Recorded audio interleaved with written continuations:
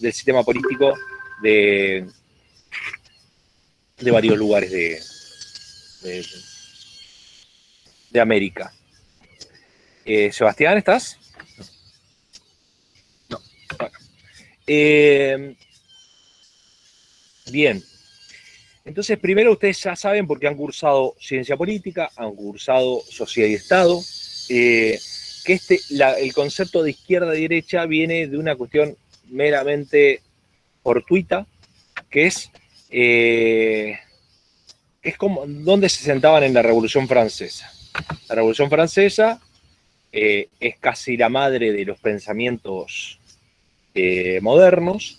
Hasta ese momento, digamos, el sistema político primaba otras lógicas, las monarquías en sus diferentes versiones, monarquía, monoarcos, gobierno uno solo, luego la aristocracia, aristoi, unos pocos, o notables ocultos, se pensaba que los aristoi eran los más cultos, entonces ¿quién mejor que los más cultos para gobernar? Oligarquía, oligos, pocos, reconocidos como ricos en general. ¿Quién mejor que aquellos que saben administrar sus bienes personales van a saber administrar bien los bienes del Estado? Y la democracia, demos, Kratos, que si bien no fue un invento de la Revolución Francesa, porque ustedes habrán visto en ciencia política que el lugar madre de la democracia ha sido Atenas, pero lo cierto es que aparece después de muchísimos siglos donde la democracia había sido mal pensada, o sea, era el peor de los sistemas para gran parte. Claro, en la República de Platón, ahí aparece, digamos, el concepto de res pública, cosa pública. Entonces, en la Revolución Francesa se reivindican algunas cosas que eran ideas viejas y algunas que en realidad son casi innovadoras, no porque no hayan existido pensamientos previos, porque siempre existieron pensamientos previos, parecidos a la izquierda o a la derecha, pero lo que empieza a ocurrir en la Revolución Francesa es que ese corpus filosófico, conceptual, se convierte en que hay autores que empiezan a pensar cómo es pensar un Estado desde la izquierda, desde la derecha, desde el centro. Entonces allí, en la Revolución Francesa, los que se sentaban del lado derecho eran más cercanos a la monarquía. Entonces, de alguna manera, se piensa que la derecha, y este es el primer concepto, se asocia a la no innovación. Esto lo vamos a darle una vueltita de tuerca. Yo les di un texto, no sé si ya les llegó o lo colgó Sebastián en el campus, que lo que intenta es reflexionar en torno a cómo la izquierda y la derecha ha sido metamorfoseada a través del tiempo. O sea, no son compartimientos estancos. No es tan fácil clasificar si alguien es de izquierda o un partido político es de izquierda. Algunos sí, por supuesto, son muy claros, pero en otras hay una suerte de heterogeneidad, ¿no? Y cómo el concepto de derecha e izquierda ha adquirido diferentes características de acuerdo al tiempo y espacio. ¿Sí? Porque, por supuesto, las cosas cambian y también las ideologías cambian. Entonces, en aquella Revolución Francesa, los que se sentaban del lado derecho y estaban más cercanos a que las cosas no cambien, eran los conservadores. Hoy ya lo podemos conceptualizar, en aquel entonces por lo menos no estaba pensada esa idea, los conservadores. Si ustedes ven, en gran parte del mundo hay partidos que se llaman así, partidos conservadores. Entonces, en principio, uno podría pensar desde acá de la Argentina, si ve que, no sé, en Suecia hay un partido conservador, que ese partido es de derecha. O en Inglaterra hay un partido conservador, es un partido de derecha, en principio. Por el lado de la izquierda estaban los sectores más revolucionarios, los que querían cambios mucho más sustanciales, de fondo, más rápidos. Se sentaban del lado izquierdo, por eso digo, eso es una cuestión meramente fortuita de cómo se sentaron en esa asamblea de la Revolución Francesa. Ahí tenemos una primera muy pincelada, muy gruesa, que no nos dice demasiado. Por eso decía que no quería caer en el lugar común.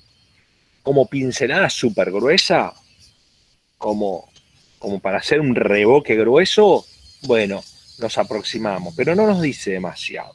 Lo que sí nos dice es que, en general, aquellos que tienen tradiciones conservadoras de conservar lo que sea, de conservar un status quo, de no modificar, están más asociados a la derecha. Y aquellos que quieren cambios más sustanciales están más asociados a las tradiciones de izquierda. Y en el medio de esa asamblea, un sector muy prominente, eran los liberales. Esto lo quiero fortalecer, porque muchas veces se usa como sinónimos liberal y conservador, o que los liberales son de derecha.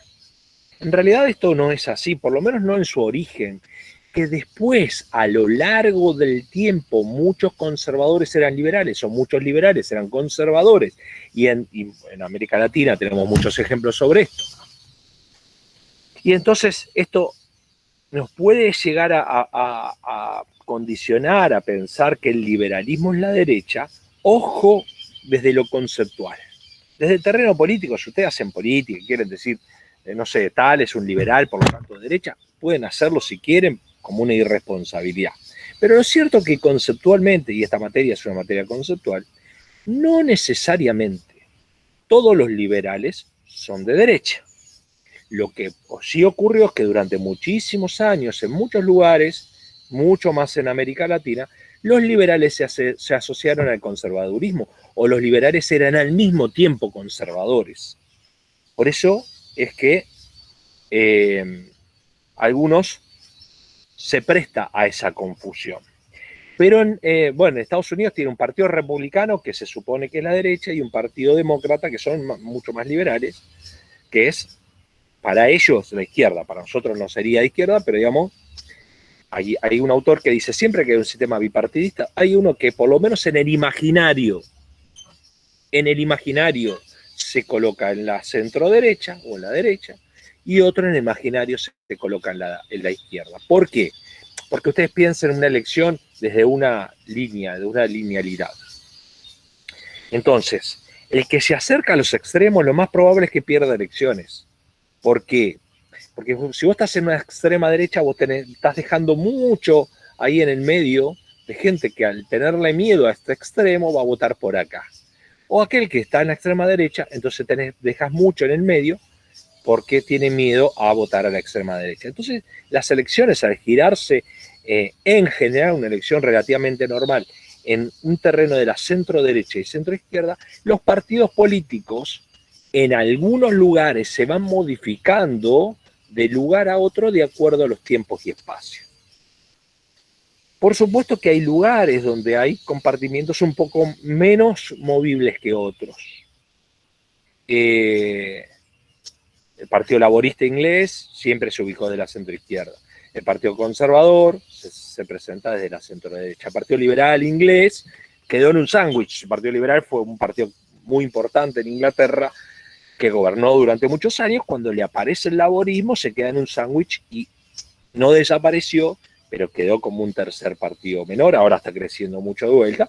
Pero cuando alguien queda en un sándwich, cuando veamos el sistema de partidos en Argentina, por ejemplo, vamos a ver que ha habido varios sándwiches, entonces tuvieron que hacer juegos de alianzas y juegos de coaliciones.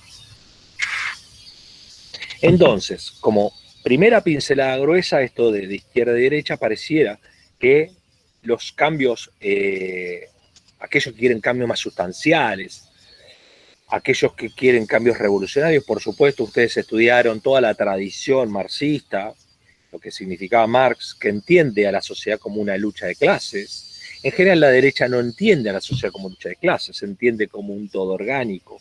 Dice, todos somos iguales, todos tenemos los mismos derechos. La izquierda dice, no, esto no es así. Una cosa es la formalidad, una cosa es lo que dice la Constitución y otra cosa es la realidad. La realidad es lo que está por el lado de las relaciones de producción.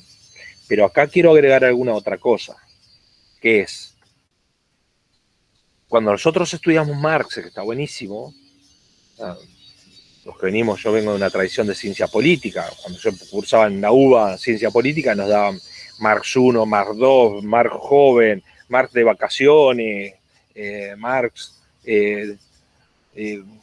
con su amistad con Engels, o sea, teníamos toda esa bibliografía Estaba muy interesante y sigue siendo muy interesante. De hecho, yo lo doy como bibliografía obligatoria y me apasiona. Tengo gran parte de mi biblioteca de marxismo. Ahora, Marx escribe en Alemania en 1848. No escribe en Rusia de 1917. No escribe en Cuba de 1959. No escribe en Bolivia de 1997. Entonces, Juan José es marxista. Bueno, acá hay una clínica de recuperación contra el marxismo. Puedes ir, te meten en una granja de recuperación. Nada, mentira. Yo utilizo muchas categorías del marxismo. Ahora estoy en la cátedra de Berchol, pero durante muchos años estuve en la cátedra netamente marxista de la facultad.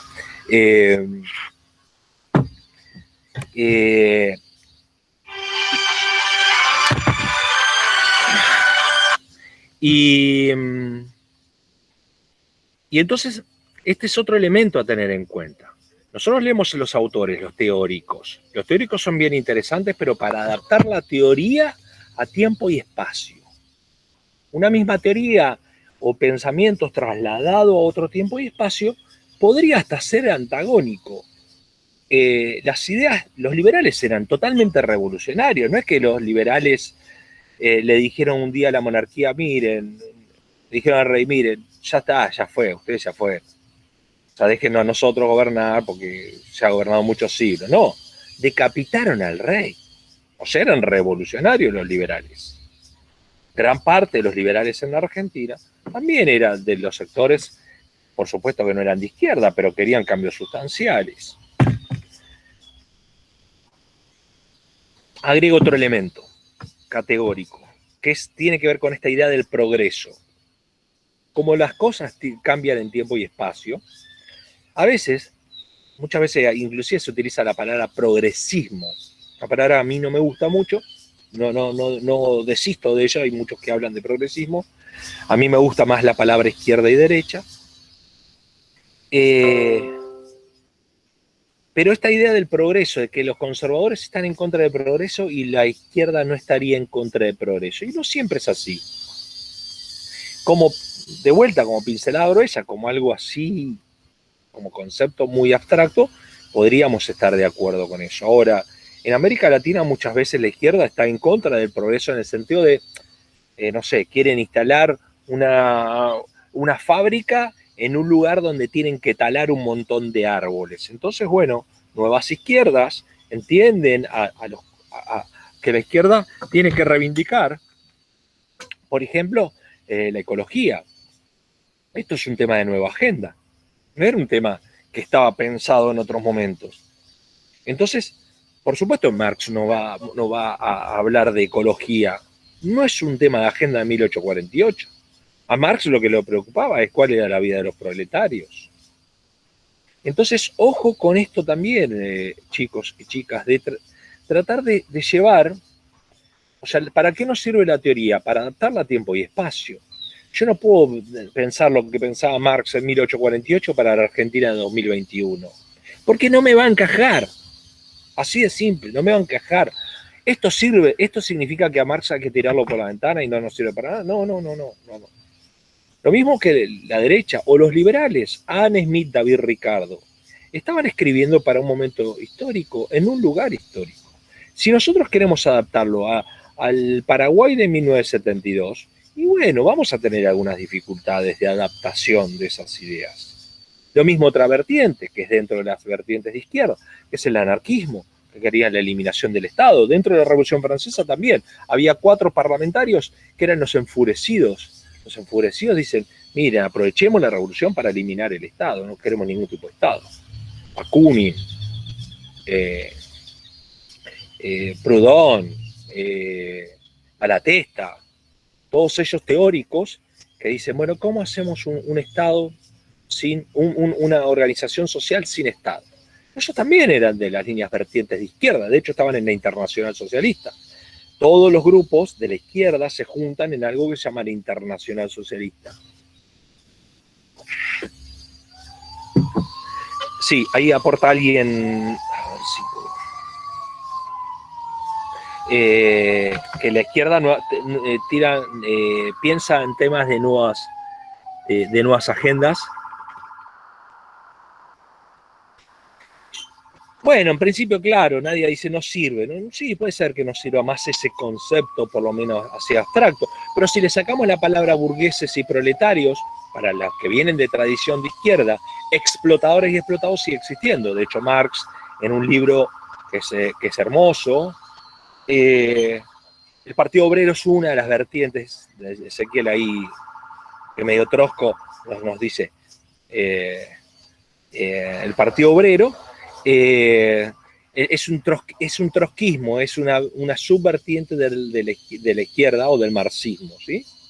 Pero bueno, fíjense esto, ¿cuál es el problema del Partido Obrero en Argentina? ¿El Partido Obrero quién quiere representar? Como su nombre dice, representar a los obreros, pero nunca ha podido hacer esto.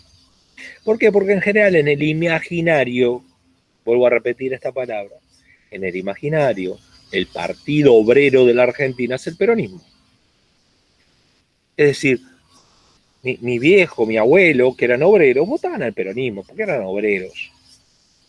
¿Tenían una cuestión ideológica? No, sentían que ellos defendían sus derechos. Entonces, cuando yo les digo, bueno, aparecen en un sándwich, el Partido Obrero quiere representar a los sectores obreros, pero los obreros no lo votan. En general, el que vota al Partido Obrero es, no sé, la clase media intelectualizada, que aparte ni siquiera ellos sacan el 2% de los votos. O sea, el corpus electoral es muy bajo. Pero volvemos. Entonces estábamos con la idea del progreso, ¿no? Esta idea de progreso y no progreso. Pareciera que así, en términos generales, el conservadurismo no estaría de acuerdo con el progreso o con un tipo de progreso, el liberalismo o en su vertiente del derecho liberal, sí estaban con las ideas de orden y progreso. Las ideas madres de la Revolución Francesa, en donde surgen todas estas ideas, es libertad, igualdad y fraternidad. Fíjense qué interesante. Porque si ustedes le preguntaban a Marx si estaba de acuerdo con las ideas de la Revolución Francesa sobre libertad, igualdad y fraternidad, y ustedes le preguntaban a Bakunin, anarquista, si estaba de acuerdo con las ideas de libertad, igualdad y fraternidad, y le preguntaban a Adam Smith si estaba de acuerdo con las ideas de libertad, igualdad y fraternidad, los tres le iban a contestar sí. Ahora, cada uno de ellos tiene ideas distintas sobre lo que es la libertad, lo que es la igualdad. Y la fraternidad, la verdad, que mucha pelota no le han dado. Solo algunos anarquistas han tratado de teorizar la fraternidad, pero la fraternidad quedó ahí como un concepto medio extraño dentro de la libertad y la igualdad. Ahora, otra idea es la del imperialismo. Lenin decía, el imperialismo es una etapa superior del capitalismo. ¿Qué quiere decir esto? Que todas las ideas imperiales están más cercanas a la derecha. Sin embargo, Rusia y Cuba también, sin éxito, pero también intentó de exportar su revolución. Es decir, tenían alguna idea, alguna concepción de tipo así imperialista. Con lo cual, el imperialismo no es algo, no es algo que sea identificado meramente con la derecha, la izquierda, o por lo menos los socialismos realmente existentes. ¿Por qué diferencio la izquierda o las ideas de Marx con el socialismo realmente existente? Por lo que dije hoy, yo no puedo hablar de un Marx que está hablando en 1848 a una Rusia donde no había ni obreros, no había proletarios, o a una Cuba de 1959 donde no había capitalismo, no existía. Y sin embargo la revolución se hizo. Sí, Juan José, la Internacional Socialista es una organización que todavía existe, que se juntan todos los años y están todos los partidos políticos de izquierda. A ver si alguno arriesga qué partidos argentinos están en la Internacional Socialista. Son varios, pero por lo menos el Partido Obrero está el MST, creo que el MST, creo que el PTS. Izquierda Unida puede ser. ¿También? La Izquierda Unida es en realidad un frente de todo lo que... Es un frente. Sí. El frente izquierda. El peronismo o el radicalismo, ¿algunos de ellos estarían en la Internacional Socialista? No, la UCR quedó en la segunda internacional. El radicalismo está en la Internacional Socialista, a tal punto que hoy el auditor general de la Nación, que es Jesús Rodríguez, fue diputado de la Unión Cívica Radical, fue vicepresidente de la Internacional Socialista.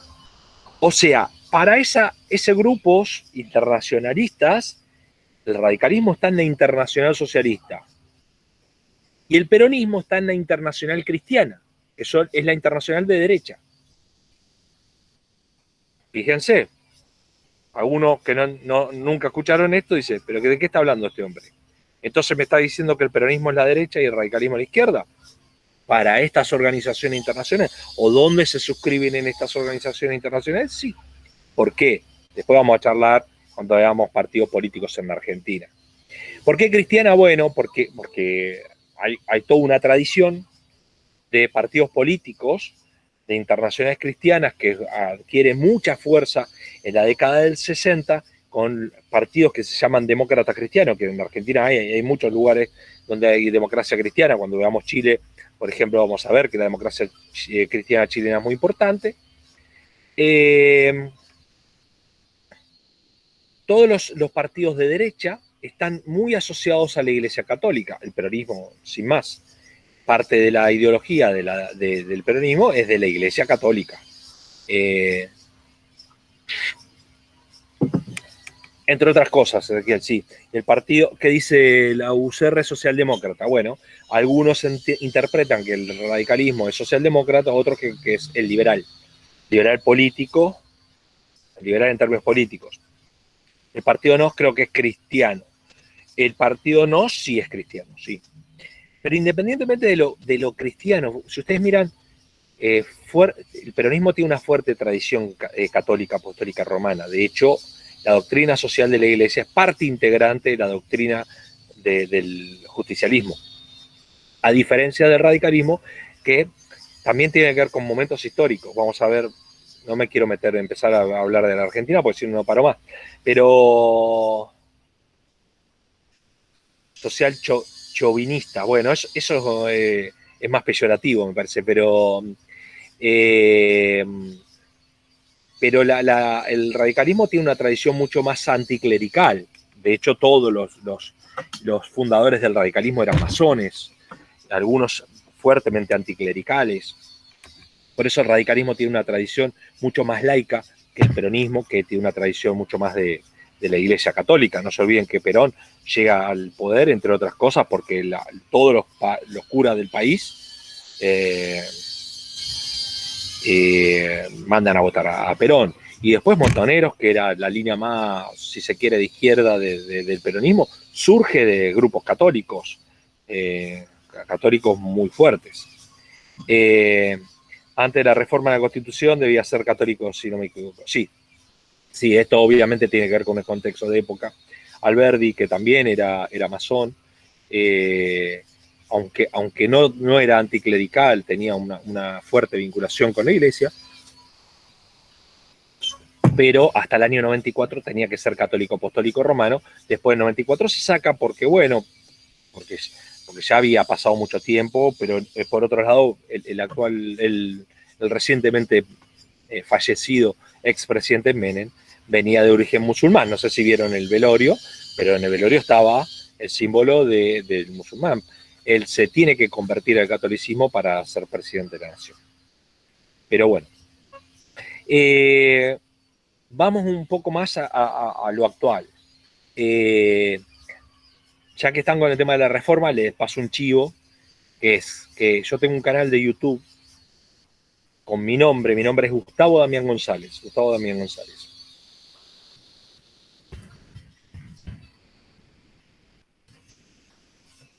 en donde allí les explico todos y cada uno de los artículos de la Constitución, los 129 artículos de la Constitución. En videitos de 4 minutos les explico todos los artículos que les va a servir para esta materia, pero también para derecho constitucional.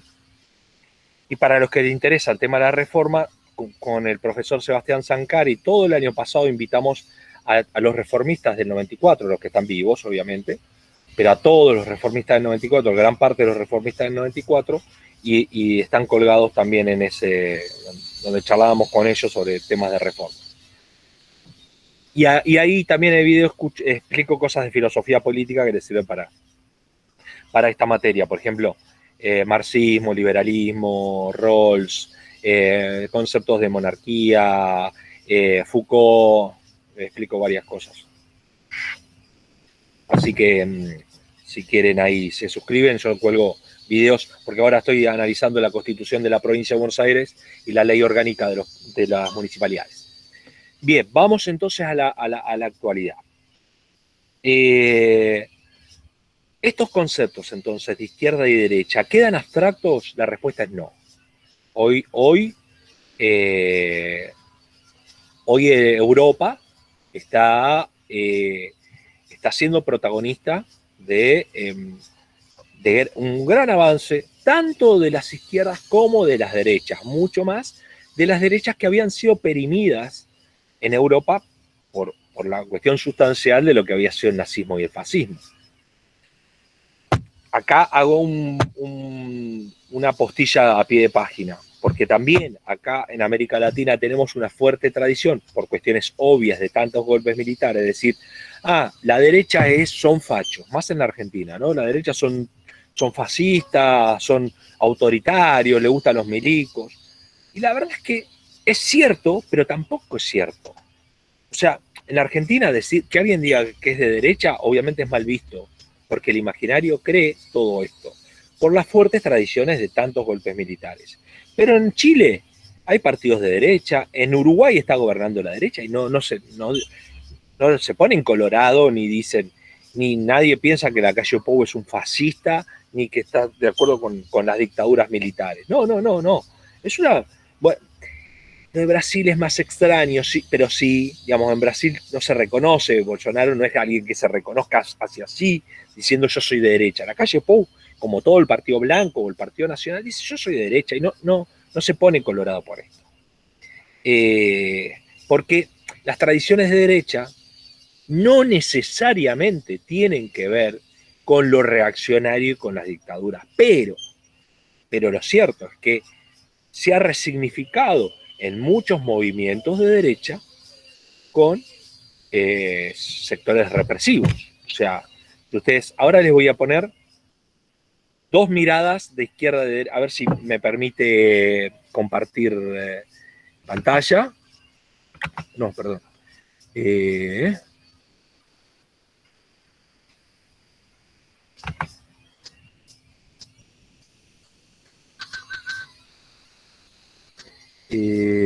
¿Cómo hago para...? Donde dice presentar ahora, profe.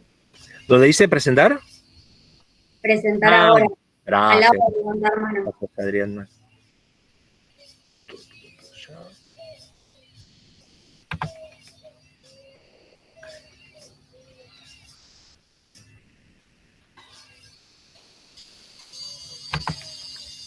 Este viejito se murió. ¿Ahí ven ustedes? Todavía nada. Nada.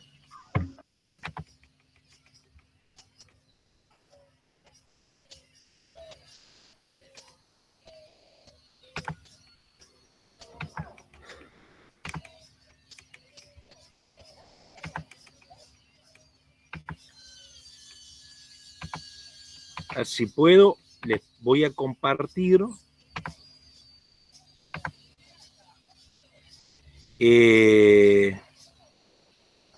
Ahora sí, ¿no? Parecía. Sí, profe, ahora sí. Bien. El expresidente del Uruguay, que dicho sea de paso, yo también ahí he tenido muchísimos encuentros, voy a la casa muy seguido de Pepe Mujica, y ahí reproduzco algunos videos de los encuentros que tuve con el expresidente, explicando o tratando de pensar qué es la izquierda hoy en día. Si volviera a nacer, trataría de ser menos vulgo, no dejaría de ser de izquierda. ¿Por qué? Porque el ser de izquierda es cultivar la esperanza.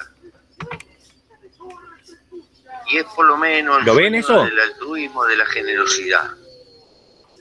Sí, Ser de profe. izquierda significa el Sí, amor, un poco bajo, profe. ponerle un bozal a ese egoísmo natural que llevamos adentro y cultivar la solidaridad intergeneracional. Eso es intentar darle primacía a la civilización, a lo mucho que nos liegan las generaciones que nos antecedieron.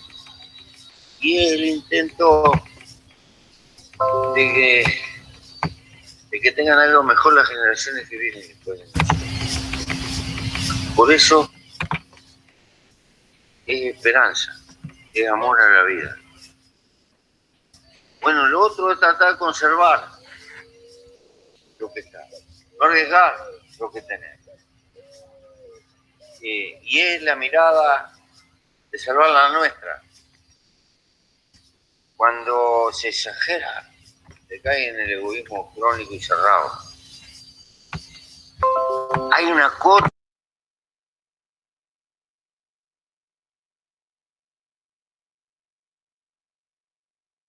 No, profe, abra el micrófono porque se cortó todo.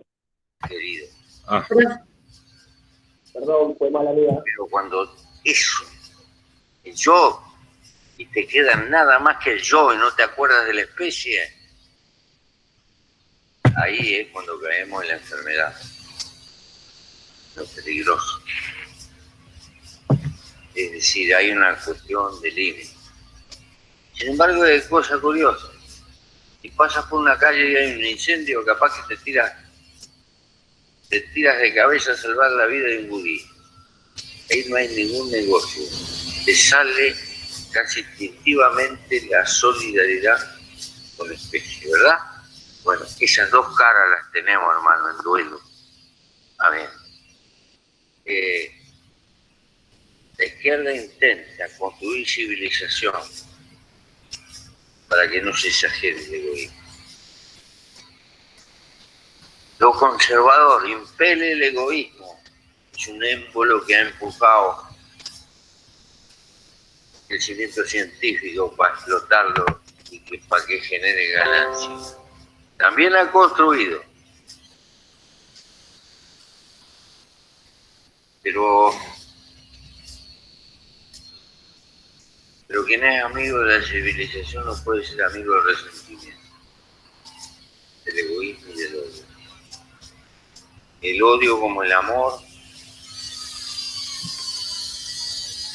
es peligroso, porque son ciegos, pero con esta enorme diferencia. El amor es ciego, pero es creador. El odio termina destruyendo, totalmente negativo. Por eso, ser apasionado en una causa no significa odiar al resto del género. Y en este proceso, cuando bajamos a la realidad concreta, uno de los problemas más serios que tenemos en América Latina es no asustar a las clases medias, que en realidad son víctimas, son explotados por la gran concentración de capital, con tendencias expropiatorias por los mecanismos financieros indirectos. Pero naturalmente las clases medias, cuando han salido de la pobreza, tienen miedo a perder lo que han logrado. Y asumen a veces actitudes conservadoras, cuando la verdadera lucha es por pacificar la clase media, por ser la inmensa mayoría, tener un nivel de clase media, eliminar la pobreza y la miseria de la tierra. Pero bueno, las conductas sociales tienen contradicciones. De todas maneras. Bueno, esto es un poco la resignificación. Si ustedes miran, escuchan lo que está diciendo, utiliza los viejos conceptos del marxismo, no se aleja del marxismo.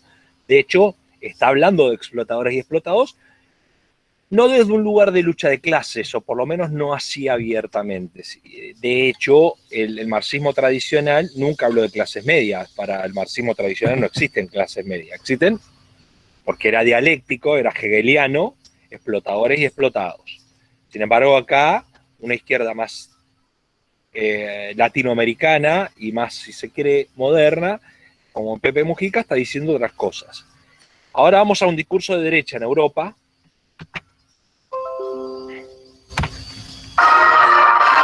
Nosotros no vamos a desembarcar en Cataluña. Esto es Vox, es un partido que surge en los últimos años en España. Nosotros no vamos a desembarcar en Cataluña porque nosotros estamos en Cataluña. Ha acabado con 36 años de corrupción socialista y ha espantado de Andalucía al comunismo chavista que representa Pablo Iglesias y compañía. Vox ha sido el partido que ha puesto encima del debate político la necesidad de terminar con todas las leyes ideológicas, especialmente las leyes de ideología de género y las leyes de memoria histórica. Nosotros somos los que vamos a propiciar el cambio, la mejoría, la reconquista. La España Viva quiere que se defienda la unidad nacional con toda la contundencia y con todas las consecuencias. Quiere que se suspenda de manera indefinida la autonomía de Cataluña. Quiere que se detenga a los golpistas, incluido a Quim Torra, que se les juzgue, se les procese y se les envíe a prisión. Un solo gobierno y un solo parlamento para todos los españoles. La España Viva quiere que su hogar sea defendido, que las paredes de su casa sean protegidas, que las vallas de Punta y Melilla se defiendan. Quiere que se expulse inmediatamente a los que entren sin permiso en nuestra casa y quiere que se prohíba cualquier tipo de ayuda social a la inmigración ilegal. Quiere que nuestras abuelas puedan caminar por la calle sin que un delincuente, sea español o extranjero, mayoritariamente es un extranjero, le tire del bolso. Que no admitís que se criminalice a la mitad de la población por su sexo con las leyes totalitarias de la ideología de género. Que se respete y proteja la vida. Existe una especial protección a los más débiles, a los niños en vientre materno y a nuestros ancianos. Me dan igual, progreso comunistas. Qué difícil se lo vais a poner, porque lo tenían muy fácil hasta ahora. Se sacaban un San Benito de la chistera y ya tenían a la derechita cobarde gimoteando en una esquina o a la veleta naranja cambiando de opinión al menor viento de crítica.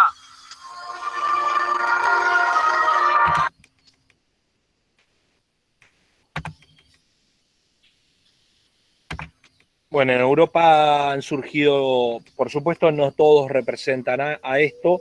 Hay, de hecho, un partido alemán de una mujer feminista de derecha, que también la derecha se resignifica, y ella es una militante feminista lesbiana, de un partido de derecha importante de Alemania, pero a partir de los años 90 se ha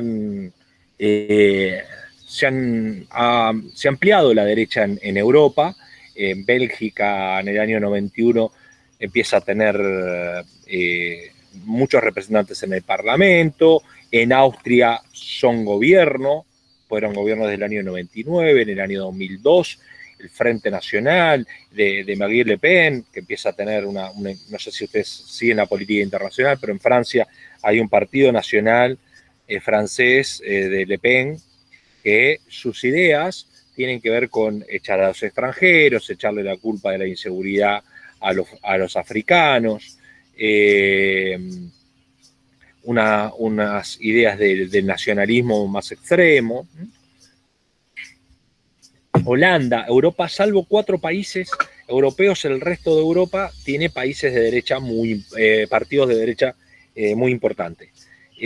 Con lo cual, esto que les decía de conceptos de izquierda y derecha, si ustedes miran todo el mapa de Europa, todos los parlamentos europeos, la mitad, más o menos la mitad de los parlamentos lo tienen las derechas y la izquierda, con sus 2 millones de matices, ¿sí?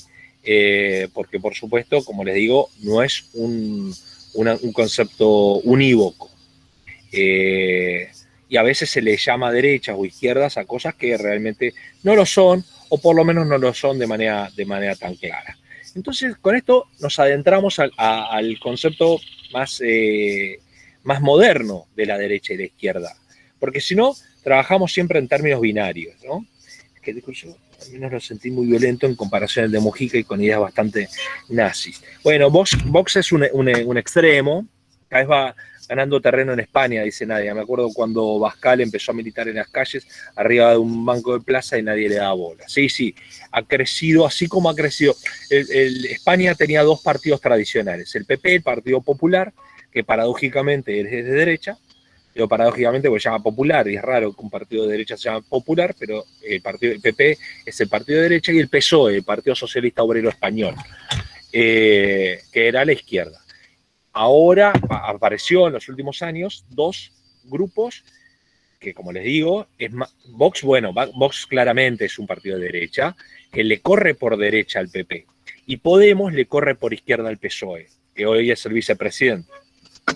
Bueno, no sé si ustedes saben o siguen la política internacional, pero hoy España está en un conflicto muy importante, porque hay un rapero que fue detenido por lo que canta, y le aplican dos artículos, uno que tiene que ver con el debate, con estar en contra de la monarquía y expresarlo abiertamente, y otro que tiene que ver con el terrorismo, porque parte de sus temas raperos habla de meterle un balazo en una nuca a un diputado del PP, de ponerle una bomba al Poder Judicial, ¿sí? Esto no es nuevo en España. Hay toda una corriente, por supuesto, que la ETA, que era una organización terrorista de muchísimos años, era una organización extrema, que son los vascos en general, pero para aquellos que les gusta la música, se darán cuenta que a mí me gusta la música, el pelo largo no es porque no ando a las peluquerías de Berazategui, sino que tiene que ver con mi tradición de heavy metal y demás. Y hay sectores que tienen que ver con el punk. La Polla Record, no sé si ustedes conocen, pero la Polla Record es una banda anarquista que dice barbaridades de la monarquía y obviamente eliminar el Estado, meter bombas por todos lados, y tenía alguna relación con la ETA. Después el que sigue, por ahí lo conocen un poco más, porque es más moderno, es Escape, que de una manera un poco más lavada, pero también tenía esas ideologías anarquistas que vienen de esa tradición de España. Antes de Franco estuvo la República Española, y esa República Española hubo mucho de anarquismo y de socialismo. Tratar de llevar esas ideas teóricas, esto que les digo, una cuestión casi paradojal. Los anarquistas formaban parte del gobierno de la República Española. ¿Cómo anarquistas forman parte del gobierno? Si los anarquistas están en contra del gobierno. Bueno, pero de vuelta, se adapta. Acá no sé quién decía que el discurso de Vox lo sentí como menos violento, este viejito, Morela, este viejito que es el Pepe Mujica, estuvo 12 años preso en un aljibe por haber metido bomba y por haber matado personas, porque él había formado parte de un grupo llamado Tupamaros, que entendían en la década del 70 que la manera de tener la democracia real y no formal es a través de las armas y de la revolución. Es decir, que hoy, por supuesto que el Pepe Mujica ha cambiado radicalmente en sus metodologías y en sus formas, y por supuesto ha reformulado su pensamiento. De hecho, 12 años estar en un aljibe no era un tema menor, ¿no? Sin leer un solo libro y bebiendo su propio orín, ¿no? Porque le tiraban la comida de arriba, que tiene que ver con las dictaduras de América Latina, contra los movimientos estos de diferentes índoles que existían de las izquierdas y las derechas. Tupamaros en Uruguay, Montoneros, FARC y ERP en Argentina, Sendero Luminoso en Perú, grupos de movimientos revolucionarios en Nicaragua. Es decir, la década del 70 entendía que exactamente, la película 12 años.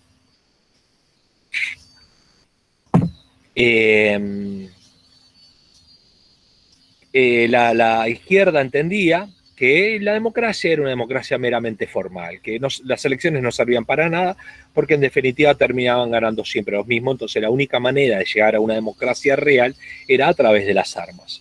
Bueno, hoy pocos reivindican la lucha armada por todo lo que significó una sucesión de muertos en la Argentina, en América Latina en realidad, en la Argentina 30.000 desaparecidos, o el número que a ustedes les interese, pero muchísimos campos de concentración y muchísimos muertos.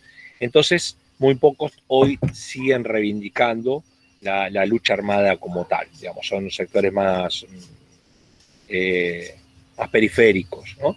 Entonces, las izquierdas han tratado de readaptarse, inclusive las izquierdas más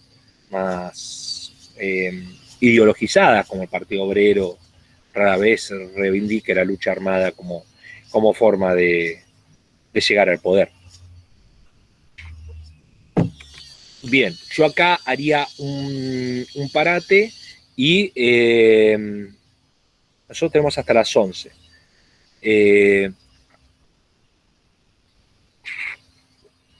Si alguno tiene alguna pregunta sobre lo conceptual, así mañana hago un panorama de todos los partidos políticos en América Latina. Pero me gustaría escucharlos o que hagan preguntas en este rato y no tenerlos 1 hora y media, porque también este formato es un formato que bueno, muchas horas acá enfrente de la pantalla, y más yo hablando de una manera un tanto impersonal, también se convierte en un poco tedioso. Pero quiero escucharlo a ustedes, o quiero que me hagan preguntas, por lo menos sobre lo conceptual o sobre lo que se les ocurra. Profe, yo tengo una pregunta. Hasta hoy, entonces, la idea es conceptualizar bien el origen de derecha a izquierda y cómo fue cambiando progresivamente. Sí. Porque anoté algo de Europa, lo del avance de las derechas y de las izquierdas, pero menos, y en Latinoamérica me perdí. No, porque en América Latina mañana voy a hablar. Ok. De todos o de gran parte de los países de América Latina sobre cómo es el sistema político. Ahí Ezequiel ya me quiere meter en Argentina. El PRO es un partido de lo que se llama, no sé si ustedes vieron, conceptualización de partidos políticos. En general hay varios conceptos de partido político, uno de ellos es partidos de notables, partidos de masas, partidos atrapa todo. Bueno, el PRO sin ninguna duda es un partido atrapa todo, es un partido ecléctico. Desde el discurso político cualquiera de ustedes puede decir que el PRO es de derecha. La verdad es que no lo es, o sea, por lo menos no lo es desde ese lugar tradicional. ¿Hay algunos elementos de derecha? Sí, hay algunos elementos de derecha. ¿Cómo cuál? La idea de que no hay ideología. El PRO nace diciendo: nosotros no somos políticos, venimos de afuera, no tenemos ideología, no nos interesa si son de izquierda o de derecha, y eso es más típico de las tradiciones de derecha que de las de izquierda. La izquierda más bien reivindica la cuestión ideológica y las profundiza. Entonces es un partido atrapa todo. No es estrictamente de centro derecha, pues se fue nucleando de sectores del peronismo, de sectores del radicalismo. Tiene elementos liberales. Recuerden que recién veíamos la frase de Vox, que estaban en contra del aborto. Bueno, Macri fue el que permitió el debate en torno al aborto. Entonces uno dice, ¿cómo puede ser? El kirchnerismo gobernó 12 años y no permitió, Cristina Fernández nunca permitió que se hable del aborto en el Congreso, por estas tradiciones católicas que tiene el peronismo. Y Macri, que no es católico, o sea, que no tiene tradiciones católicas, permitió el debate del aborto en la Argentina. Eso lo asemeja mucho más a tradiciones liberales que conservadoras. La presencia del Estado, si bien es discurso, el PRO es un discurso mucho más pro mercado y de achicamiento del Estado, los planes sociales, por ejemplo, y la intervención del Estado no fue así, no significó en sus políticas públicas. Hubo más cantidad de planes sociales que en el gobierno anterior, por lo tanto, esa intervención del Estado lo asocia mucho más a sectores más populistas, si se quiere, populistas conservadores, si quieren ustedes, pero Sergio, vos habías levantado la mano. Sí, perdón, era con respecto a los videos, y esos también están en su página. Los videos que mostró los dos. No, pero los puedo colgar. Ahora, ni bien cuelgo con ustedes, voy a colgar esos dos videos. Hola, Gustavo, buen día. Seba. Buen día, Gustavo, gracias por estar. También, con el permiso de Gustavo, vamos a colgar estas dos clases en el canal de YouTube. Tanto el de él como el del mío, supongo, pero el del mío seguro. Sí, ningún problema, Seba. Después me lo mandás y lo cuelgo. No sé, ¿hasta que recién te enganchaste, Sebastián, o...? No, estuve escuchando toda la clase. Hasta donde quieras, Gustavo. Sí, yo decía, viste, por el tema de 1 hora y media se hace como muy tedioso, entonces por ahí también quería una devolución por parte de ellos, que tengan las preguntas, y separar las dos reuniones desde un lugar, desde lo conceptual, a mañana ir país por país, para ver cómo esto se aplica o no a los casos argentinos, ¿no? Sí, Gus, la clase es tuya, manejala tranquilo. Abrazo. Entonces, bueno, como les decía, en la Argentina nos vamos a encontrar con un problema sustancial, porque este concepto de izquierda-derecha es mucho más difícil, a tal punto que el radicalismo y el peronismo, que son los dos partidos tradicionales, van cambiando de escenario de acuerdo a cómo se modifican cada uno de ellos. Cuando vino la recuperación de la democracia en la Argentina, el radicalismo estaba en la centro-izquierda y el peronismo en la centro-derecha. El menemismo continuó esa tradición. Ahora, ¿qué pasa? Cuando hoy le hablé de un sándwich, cuando aparece un partido sándwich, dentro de la centro-izquierda estaba el radicalismo, con esa tradición alfonsinista. Cuando aparece el Frepaso, que es un partido político que es una escisión del peronismo, empieza a tener mucha legitimidad. Y el radicalismo tiene un problema, porque le está ocupando el mismo escenario político. ¿Me siguen todos? O sea, el peronismo no tenía demasiado problema, porque era el partido de la centro-derecha en aquel entonces. El problema lo tiene el radicalismo, porque le aparece el Frepaso. Entonces, ¿qué hacen? Una alianza, se juntan unos con otros para poder ganarle al peronismo, una cuestión obvia. Y después,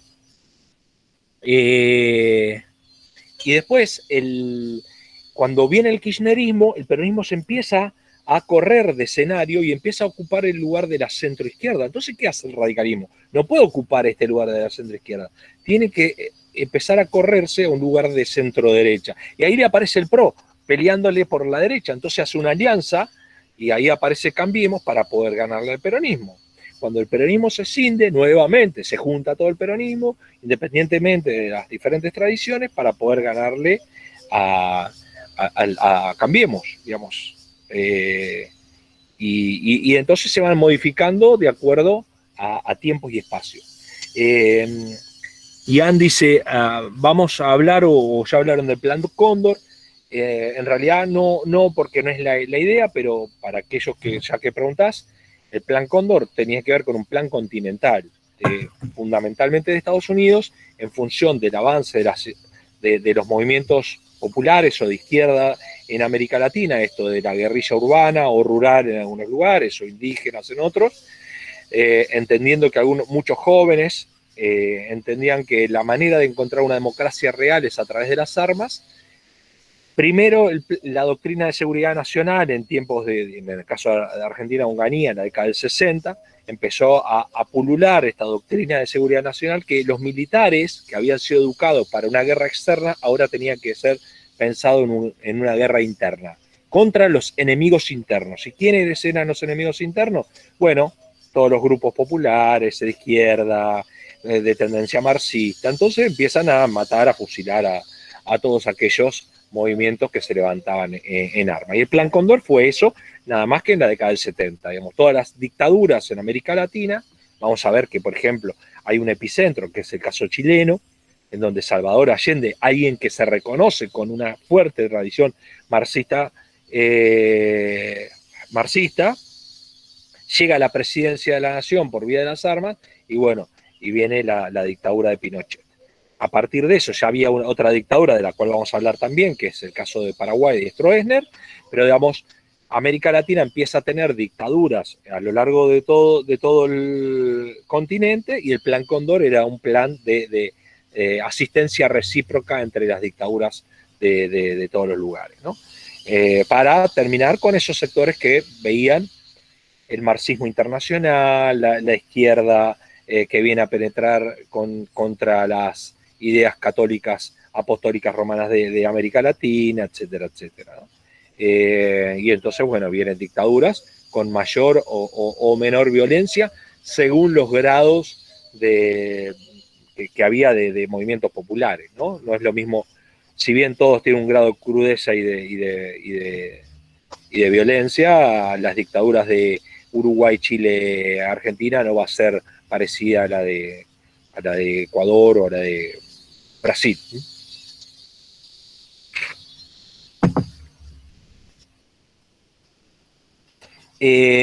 Yo estoy, Morela, acá en la Cátedra de Teoría del Estado con Bercholk. Y después doy clases en CPO también. Y en CBC, y en la USAL, en la UAI.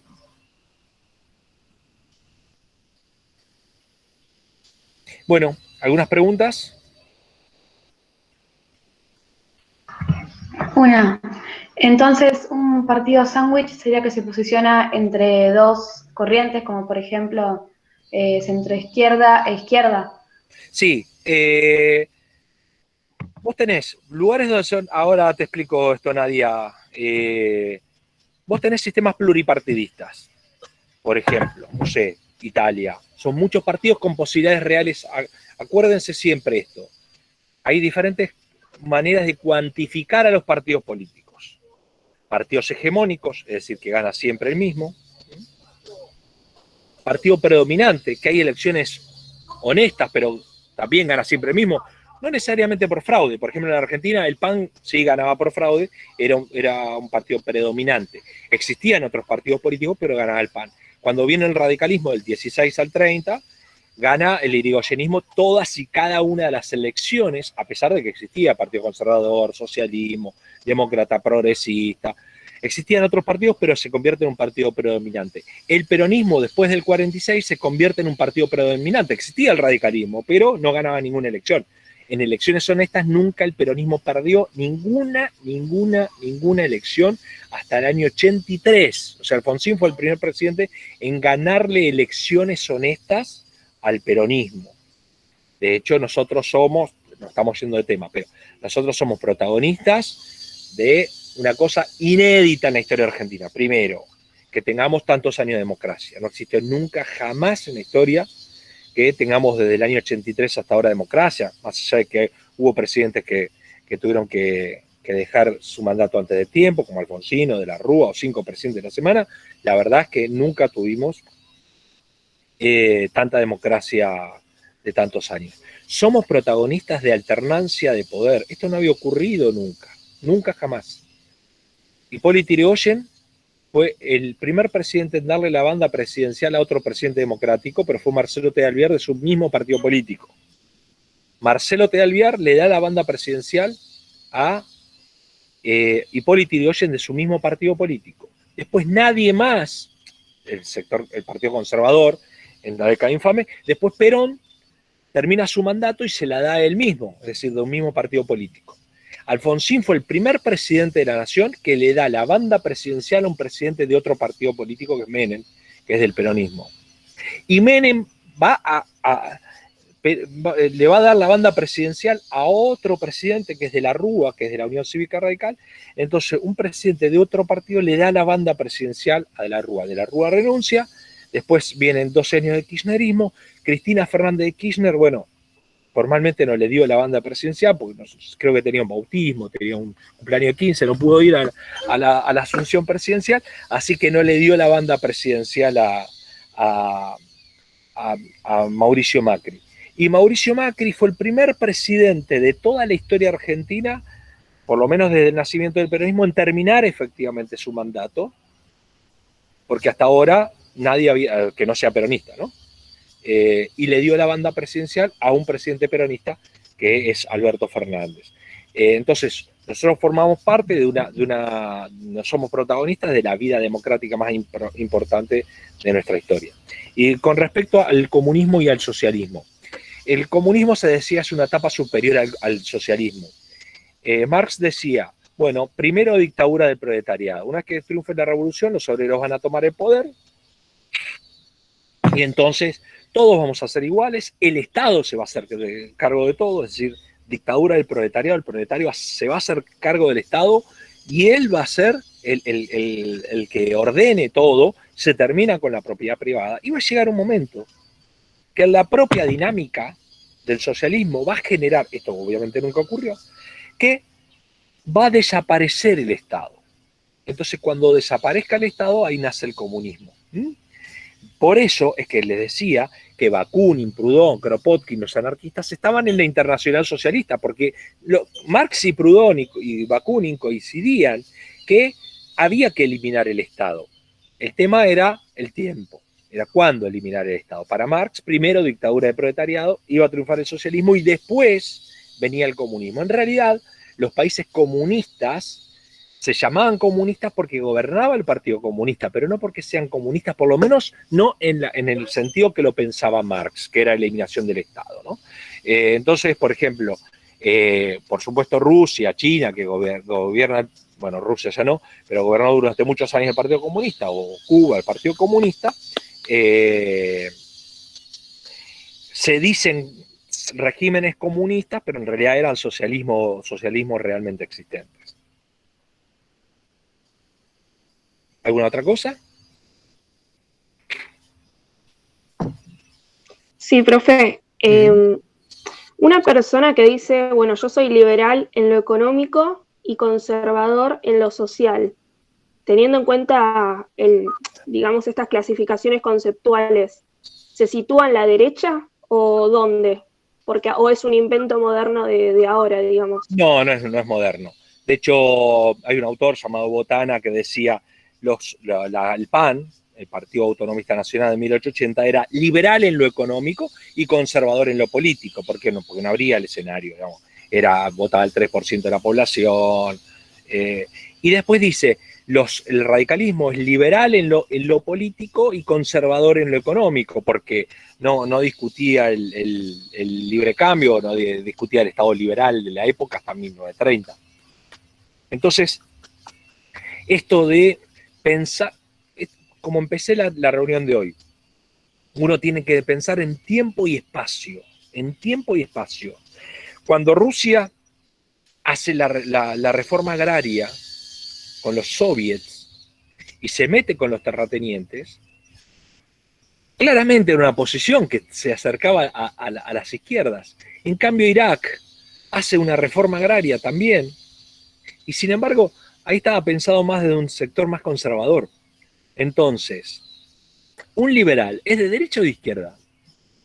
Si vos vas a Estados Unidos, el Partido Demócrata, que es muy liberal, le dicen, ustedes son Cuba, son Chávez, los endilgan como comunistas, y son liberales.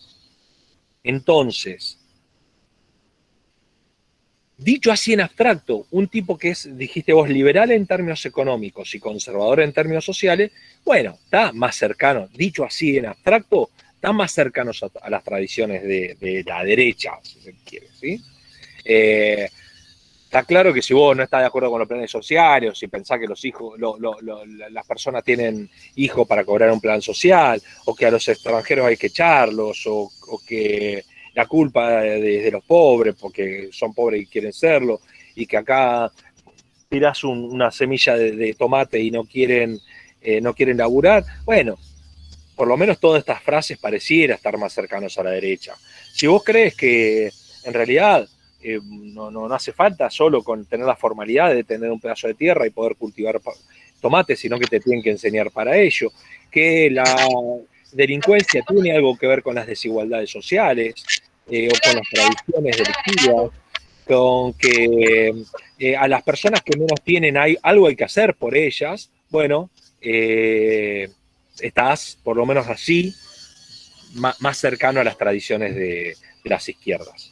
Y después hay un tema que yo no me voy a meter, porque seguramente lo van a ver con Sebastián, aunque tangencialmente vamos a hablar sobre ello, es diferentes tipos de populismo, que hay populismo de derecha, populismo de izquierda, que en general en los medios de comunicación está muy denostado. Dice, son populistas como si fuese un insulto, ¿no? Como decirte, como antes te decía, ese es comunista, ¿no? O sea, ser comunista antes de ser como un insulto, ahora te dicen, vos sos de derecha como si fuese un insulto. En realidad nada, ninguno de estos conceptos son insultos. Tienen que ver con formación del imaginario y de tiempo y espacio, ¿no?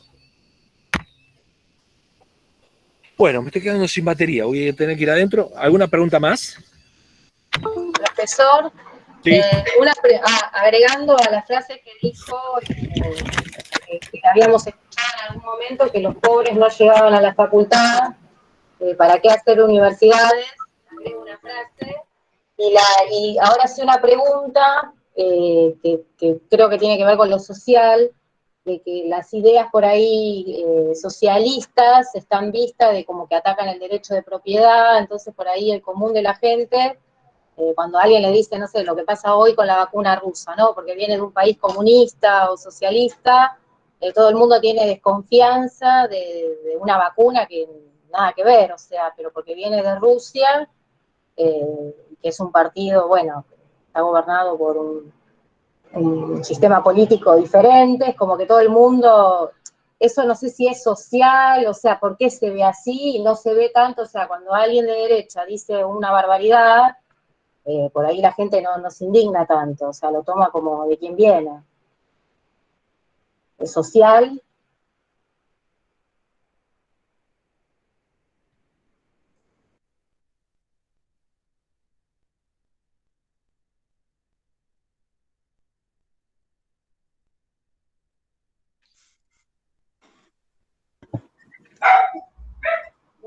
Me parece que el profesor se quedó sin batería, gente. Sí, se quedó sin batería, había dicho.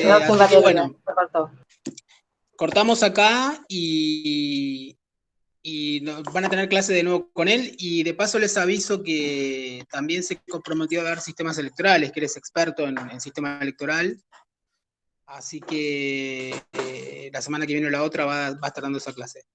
¿Sí? Mariana. El parcial ya lo explicó Alan en el campus. Va a ser un multiple choice seguramente. Bueno, multiple choice lo van a hacer directamente en el campus. Bueno, hasta mañana entonces. Hasta mañana. Gracias. Chao, profe. Nos vemos. ¿Me escucha algo? Sí. ¿Quién quiere hablar? ¿Me podrían agregar al grupo de WhatsApp? Bueno, eso hablalo con tus compañeros. Está el link en el chat, por si quieres acceder. Dale. Muchas gracias. Hola, buenas. Sí, perdón. Ahí está, Gustavo. Yo me estaba despidiendo de los alumnos, pensé que te habías quedado. Bueno, ahí está el profesor. Si me quedé sin batería, ahora entré. Había ido una pregunta pendiente sobre la universidad. Decía Gustavo que la semana que viene o la otra, cuando puedas, vas a dar el tema de sistemas electorales. Bueno, dale. Tener disponibilidad, porque me estaban preguntando por eso. Dale. ¿Alguien tenía alguna pregunta sobre la universidad y sobre la pobreza, algo de eso? No, yo agregué la frase de que habían dicho que los pobres no llegaban a la universidad. ¿Para qué hacer universidades? La gente de bajos recursos no llegaba a la universidad, ¿para qué hacer universidades, por ejemplo? Sí, bueno, ahí me parece una barbaridad, pero bueno. La frase de Vidal, ¿sí? Ahora, yo te digo desde dónde hablo. O sea, yo soy reformista de la universidad, mi abuelo era semianalfabeto, mi papá era obrero, laburante, mis dos papás son obreros, terminaron el secundario de grande a los 62 años. Con lo cual, yo soy producto de la universidad pública, trabajo desde que estaba en séptimo grado, 11, 12 años, desde vender cosas en la calle hasta lo que se te ocurra, legales siempre, pero trabajé de chiquito e ingresé a la universidad. Dicho todo esto, Carolina, lo cierto es que gran parte de nuestra clase trabajadora no entra a la universidad. Esto es una realidad. Solo No se construyen universidades porque la gente no puede acceder. O sea, ella justificaba que no, ¿para qué invertir en la construcción de universidades o en la apertura de universidades? Y la realidad es que por ahí un chico que vive, no sé, en González Catán, no puede llegar a la UBA tomándose 3 colectivos, 2 trenes, y no sé, levantándose a las 4 de la mañana, y encima trabajar. La realidad es que debería haber más sedes quizás de la UBA en otros, o sea, nuestra universidad es bastante conservadora con respecto a eso. La Facultad de Derecho está en Capital, o sea, chicos de todo, de la provincia de Buenos Aires, quizás no pueden acceder, o no tienen los medios, o tienen que trabajar y no tienen el tiempo tampoco. Eso, a ver, todas las universidades, la de La Matanza, la de Lomas, hace que más gente, yo vivo en Capital, pero estoy muy cerca de San Martín, siempre vivía en San Martín. Cuando se creó la Universidad de San Martín, yo tengo 42 años, tengo un montón de gente que por ahí se anotó de grande, porque le quedaba súper cerca, ya tenía familia, y por ahí ahora está terminando una carrera que en su vida imaginó que iba a poder hacer. O sea, por temas de tiempo, medios. Sí, vos ya te estás metiendo en políticas públicas, ¿eh? Lo que vos considerás sobre qué hay que hacer. Sí, pero la creación de universidades es de política pública. Claro, estás hablando de política pública, cosa que yo no me he metido sino con lo conceptual. ¿Qué te diría? Digamos, lo conceptual es que los pobres, digamos, es políticamente incorrecto lo que te digo, pero si vos tenés que, a pesar de que la universidad en Argentina es pública, libre, laica y gratuita desde el año 1918, solo el 7% de los ciudadanos de la República Argentina tienen un título universitario. Creo que no salió una encuesta hace poco, yo me quedé impactada con eso. Claro, alrededor menos del 10% de toda la población argentina. Entonces, ¿qué te está diciendo? Te está diciendo que el hijo del minero, que el hijo del metalúrgico de González Catán, que el hijo del hachero santiagueño tiene muy pocas chances, a tal punto de que el secundario en la Argentina lo termina el 50% de la población en tiempo y forma. Estamos hablando que ya el secundario, que lo tenés a la vuelta de tu casa, porque ahí no hay ninguna duda, hay secundarios a lo largo y a lo ancho del país, el 50% no termina en tiempo y forma. Entonces te está hablando que hay una cuestión de, y acá está buenísima tu pregunta porque me permite ir, no a donde vos querés ir, que es la política pública, pero sí a lo que yo estoy charlando, que es sobre lo ideológico. Vos tenés que, a pesar de ser libre y gratuita, yo siempre doy un ejemplo que tiene que ver con, enfrente de la Facultad de Derecho está el Museo de Bellas Artes. El Museo de Bellas Artes es libre y gratuito. Cualquiera puede entrar, no entra nadie. Entran más extranjeros que los que pasan por la playa. Argentinos no entra nadie. ¿Y eso por qué? ¿Tiene que ver con una cuestión económica? No, acá entramos a un terreno sociológico que tiene que ver con que el capital, que hablaba Marx, no es solo capital económico, es capital cultural. Es como que, yo le dije, a mí me gusta mucho el heavy metal. Ahora, yo tengo que tener un oído musical para poder escuchar música clásica o escuchar y diferenciar de una cumbia santafesina de una cumbia villera. Pero eso es una cuestión de hábito, de educación. Si yo no tengo, no es solo una cuestión económica.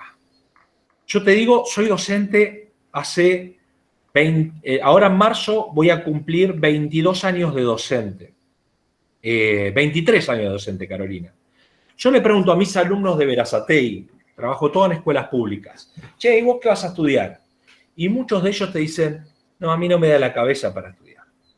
No te dicen, yo no puedo ir a Capital, no puedo ir a la UNAG de Florencio Varela, no me da la cabeza. Entonces, vos fíjate todo el andamiaje cultural que te llegó a tu cabeza para que vos creas que vos no podés estudiar. Mis propios viejos, yo cuando le dije que iba a estudiar ciencia política, dice, estás loco, uno que va a estudiar y encima vas a estudiar algo que no vas a conseguir laburo, andá a estudiar Derecho y dejate joder, me decía mi viejo. ¿Qué vas a estudiar? ¿Choreo 1, Choreo 2? Porque no sabía ni siquiera, yo tampoco sabía que existía una carrera llamada ciencia política, me encantó la política de chiquito. Después cuando descubrí que existía una carrera llamada ciencia política, obviamente ahí fui.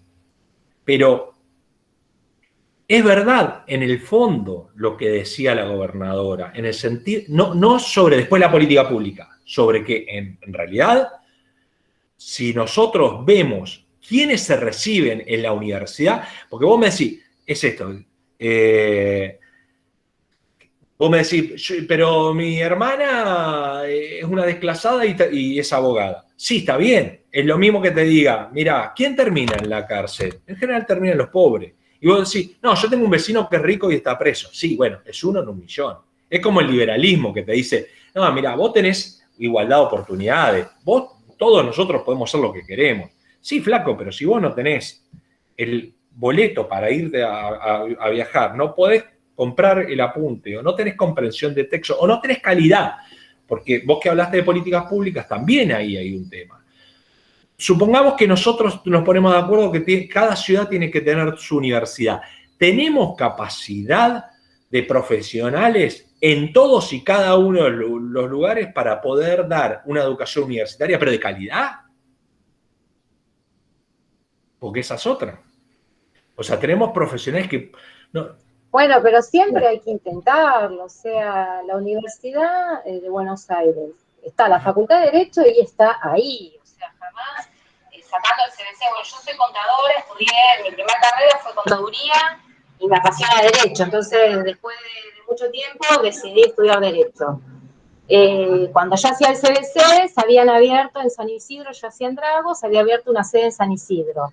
Y yo podía llegar a los dos lados bien, o sea, pero a mucha gente de zona norte les había simplificado la vida. Lo que yo no entiendo es por qué la universidad, por ejemplo, de Buenos Aires, la Facultad de Derecho, no puede tener otras sedes para que más... Y quizás hay jueces o que también pueden ir a dar clases y no trasladarse hasta, bueno, ahora estamos en pandemia, ¿no? Pero sí tendríamos que ir presencial. Y quizás encontraríamos un montón de gente capacitada que pueda brindar clases de calidad. Quizás no la cantidad que hay en la facultad, pero es un...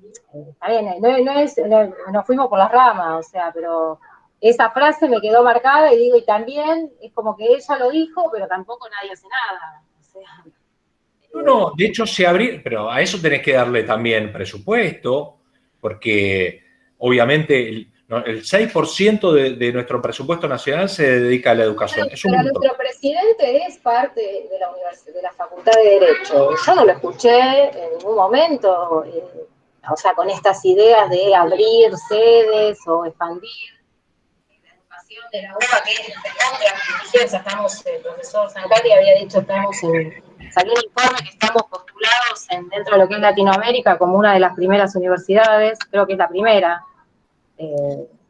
Nada, bueno. En calidad. En calidad, dentro de lo que es lo público. Pero él pertenece al cuerpo docente, no lo escuché, como muy interesado en, que siempre es como una élite la que accede, de hecho lo demuestra la cifra, el 7% dijo usted, que está recibido universitariamente. No sé, como que a nadie le interesa invertir en educación, siento eso. Como... Sí, pero no es tan sencillo, de vuelta, ahí ya es una cuestión de política pública. Yo te digo, abrir una facultad de Derecho es muy fácil, porque hay abogados y psicólogos, salen por debajo del piso, entonces es muy fácil abrir una carrera de Derecho en casi cualquier lugar del país. Pero si tenés que estudiar... no sé, poner una carrera de ingeniero en petróleo, porque después está la otra. Vos abrís una universidad, bien, ¿para qué? ¿Con qué objeto? O sea, ¿solo para que estudien? ¿O también tenés que pensar en las necesidades que tiene el país o la región? ¿Sí? Yo trabajo mucho el tema educativo, por ejemplo, de los profesorados. Vos tenés profesorado por todos lados. O sea, en la provincia de Buenos Aires, por lo menos, salvo en algunos pueblos del interior, algunas ciudades del interior, en general tenés un montón de profesorados con una posibilidad de acceso. Ahora, vos tenés, no sé, un lugar como Los Toldos, donde todos los años te ofrecen, porque así es el Instituto de Formación, profesor de historia. Entonces tenés 16 años de camada de profesor de historia, pero no tenés un solo profesor de informática, no tenés de biología, no tenés... Entonces... Bueno, nos estamos metiendo en otro terreno que tiene que ver con esto de política pública que te decía que no me quería meter. Sí contestarte lo otro que tiene que ver con nuestra clase, de la cuestión ideológica. Desde un lugar clasista te diría, y la verdad es que más allá de que Vidal no tenía que ver ni nada con sectores de izquierda, en el fondo lo que estaba diciendo era real, el diagnóstico. Los pobres en general, vos me vas a decir, yo soy pobre y llegué, yo te puedo decir, yo laburé de chiquito y accedí, pero tenía que ir a la fábrica, laburar 12 horas, ir todo mugriento, tomarme el colectivo, tren y 2 subtes para llegar. ¿Sí? Y llegar a las facultades sociales que, no sé, se cortaba la clase porque era el cumpleaños de Trotsky. Entonces, hacía 2 horas de viaje y por ahí hay que bancarse todo eso, digamos, no, tiene que ver con un montón de carreras de obstáculos que tiene la universidad y no todos acceden. Eso es una realidad, no todos acceden. Más aún, nosotros que tenemos universidades públicas libres, laicas y gratuitas, y recibimos a un montón de lugares, hermanos de Latinoamérica, para poder estudiar de manera libre y gratuita, en algunos lugares de América Latina realmente es elitista. Y en Chile, que es totalmente elitista, se recibe en términos proporcionales más cantidad que la Argentina. Entonces, ¿cómo lo explicas? No es solo una cuestión de crear universidades de vuelta, no es solo una cuestión de cercanía, tiene que ver con el capital económico y el capital cultural. Te estoy dando un dato concreto. Nosotros tenemos secundarios gratuitos, secundarios, fines, todo lo que vos quieras. Y la gente no se recibe, el 50% de nuestros jóvenes, 50% del siglo XXI, no se recibe en tiempo y forma. Y si ustedes miran la estadística de quiénes son ese 50%, en general son los más humildes, los que no se reciben en tiempo y forma. Entonces hay una cuestión clasista de acceso y de elitismo que no se soluciona simplemente con llevar una universidad en cada ciudad. Pues aparte es totalmente improductivo que Berazategui tenga su universidad, Quilmes tenga la universidad y Varela tenga universidad. Es una locura conceptual. Pero no me voy a meter con esto porque estaría charlando muchísimo tiempo sobre esto en particular. Y aparte estoy diciendo algo que es políticamente incorrecto y que seguramente, por lo que te escuché, Carolina, no vas a estar de acuerdo, pero digamos, es esto, ¿no? Es la necesidad primero de un capital cultural para después acceder.